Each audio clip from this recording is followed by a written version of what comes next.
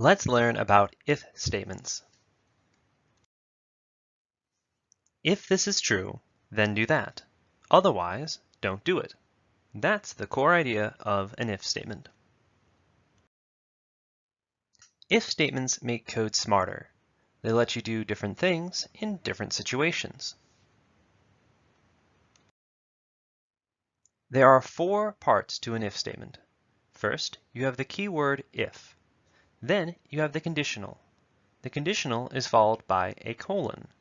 Finally, you have the body of the if statement indented with 4 spaces.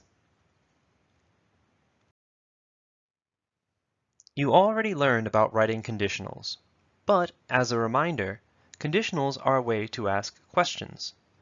Conditional expressions can be variables, comparisons, function calls, combinations of these using and or not, or any Boolean expression.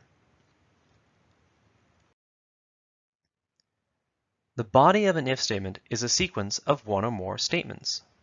This body must be indented with 4 spaces. Anything indented below the if keyword is said to be inside the if statement. These indented statements will be executed if the conditional was evaluated to true.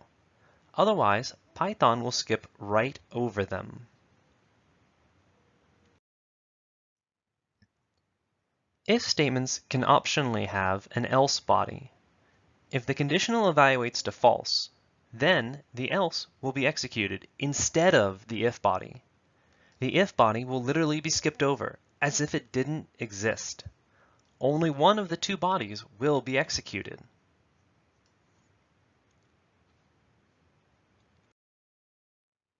Think about your program as a flowing stream. Normally, it will go from top to bottom. An if statement changes that flow to optionally go around. We call that behavior branching. Every time you have another if statement, you have another 2 branches.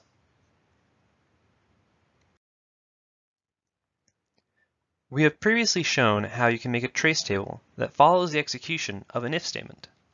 We now have to add an extra column to this table to differentiate between steps and lines. With if statements, it is possible that a step may skip a line of code.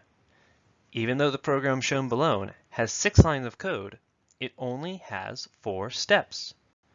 Notice that on lines with if statements, we still have a step, but we simply repeat the values unchanged.